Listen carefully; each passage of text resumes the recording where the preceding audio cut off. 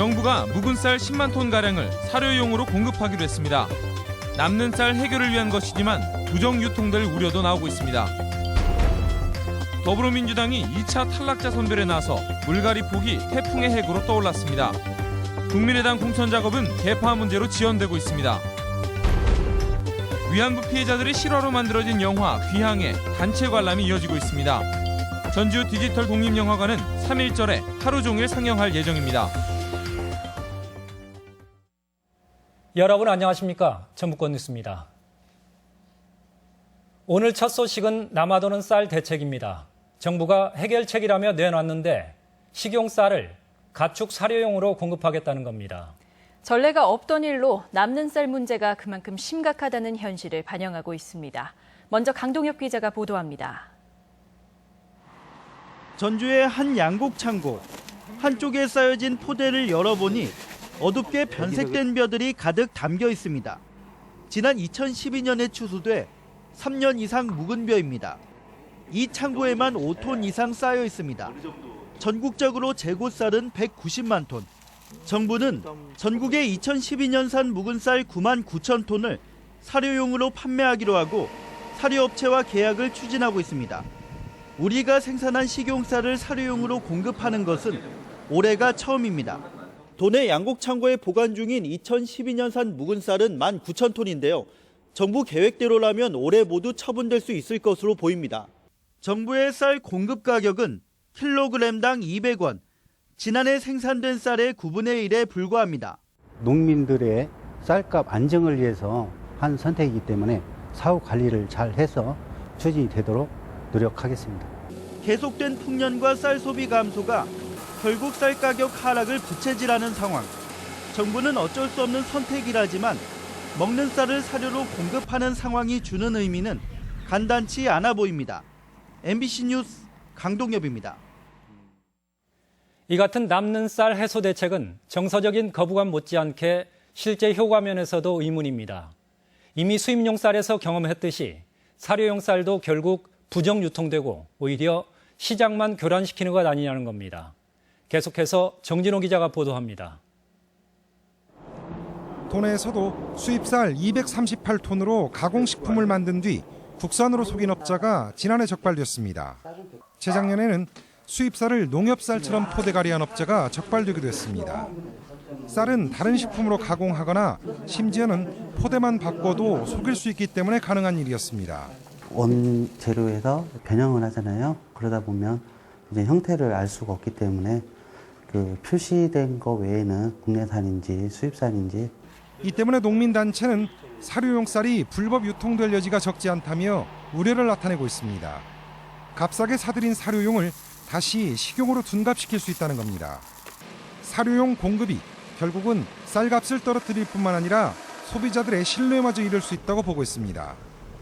무엇보다 쌀 수입으로 인해 벌어진 재고 증가의 책임을 국산 쌀에만 돌리는 것은 부당한 처사라며 목소리를 높입니다.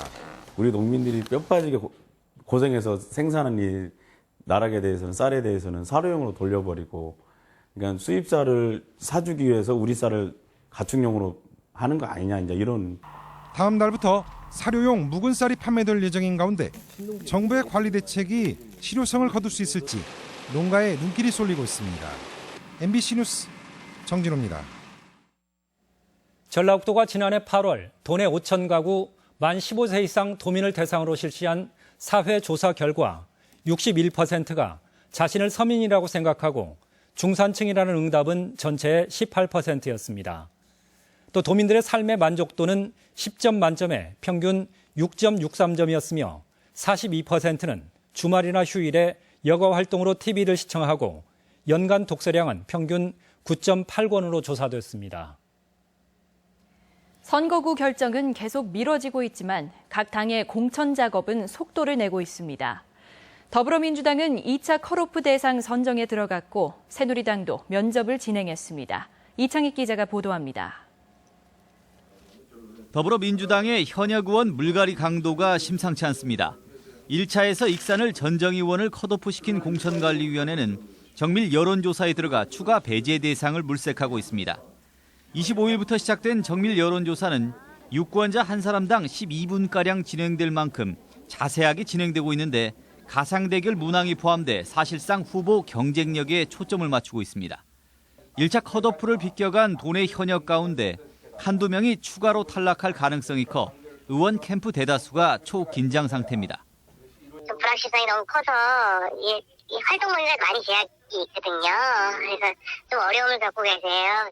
공관위는 여론조사와 현지 실사 결과를 종합해 다음 주 중에 정밀심사 대상자를 가려낼 계획입니다. 시간 땡기기는 어렵고 다음 주 초 정도 가야 될 것 같은데 2차. 반면 국민의당은 공천 신청 마감 일주일이 지나서야 시행 세칙을 마련하는 등 속도를 내지 못하고 있습니다. 공관위 구성부터 계파별 안배 논리에 빠져 터덕거린 데다 공천 일정 자체가 지연되고 있어 후보들 사이에 불만이 커져가고 있습니다. 빨리 획정하고 싶지 않은 거죠. 기득권을 가진 현역 입장에서는 획정이 자꾸 늘어져야.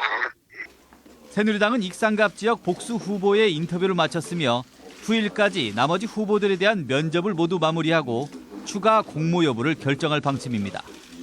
MBC 뉴스 이창익입니다.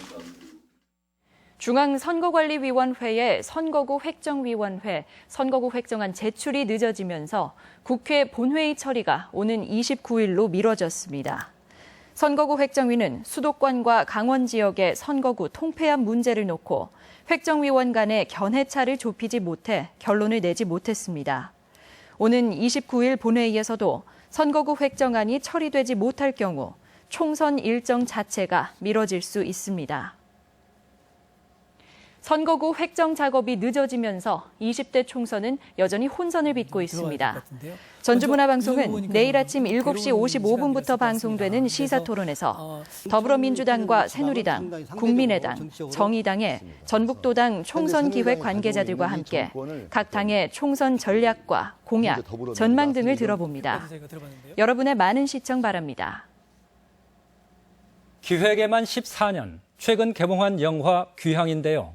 3.1절에 도내에서 특별 상영됩니다. 도내에 활발했던 근현대 미술을 한자리에서 볼 수 있는 기회도 마련됐습니다. 문화계 소식 이기형이 기자입니다. 영문도 모른 채 일본군에 끌려간 꽃다운 소녀들. 끔찍한 고통과 아픔을 겪어야 했던 일본군 위안부 피해자들의 실화를 바탕으로 만들어진 영화 귀향은 오랜 기간 투자처를 찾지 못했습니다. 시민들의 성금으로 14년 만에 개봉했는데 연일 예매율 1위를 기록하며 상영을 외면했던 상업영화관까지 개봉이 확대되고 있습니다. 전주 디지털 독립영화관은 3.1절 당일에 귀향을 하루 종일 상영할 예정입니다.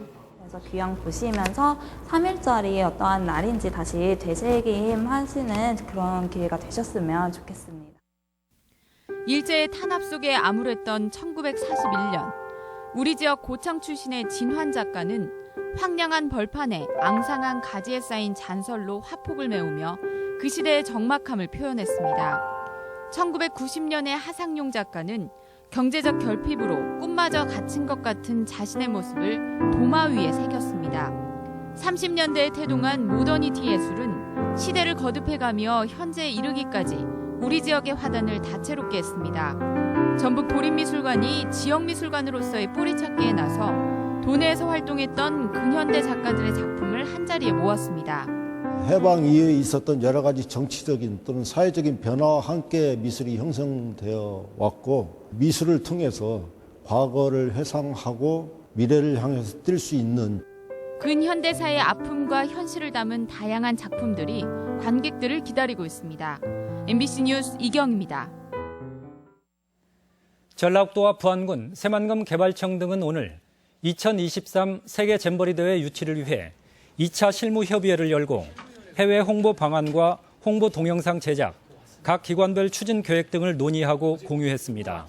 한편 부안군은 다음 달 아프리카 가나를 찾아 세계 잼버리 대회 유치 홍보 활동을 벌일 계획입니다. 전북 소방본부에 따르면 올 들어 전라북도에서는 도내 전체 화재의 37%에 해당하는 51건의 주택 화재가 발생해 3명이 숨지고 1명이 다쳤습니다. 소방당국은 집안에 소화기나 단독 경보형 감지기 등 기초 소방시설을 갖추고 아파트의 경우 대피 공간이나 대피로를 숙지하고 있어야 한다고 조언했습니다. 오늘 오후 4시 반쯤 전주시 인후동의 한 이발소에서 59살 황 모 씨가 62살 김 모 씨가 휘두른 흉기에 찔려 병원으로 옮겨졌지만 생명이 위독합니다. 경찰은 도박 시비로 두 사람이 말다툼을 벌이다 사건이 발생한 것으로 보고 정확한 경위를 조사하고 있습니다.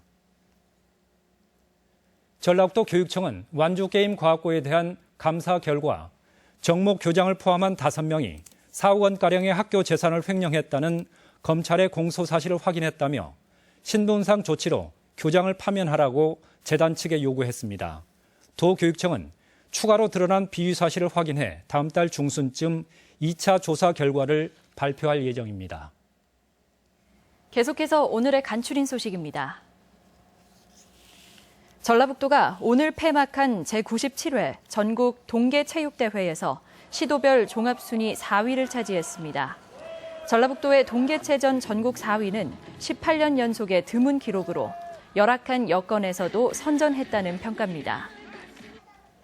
익산시가 야간에 일시적인 보육이 필요한 맞벌이 부부를 위해 다음 달부터 야간 시간제 보육 서비스를 시행합니다.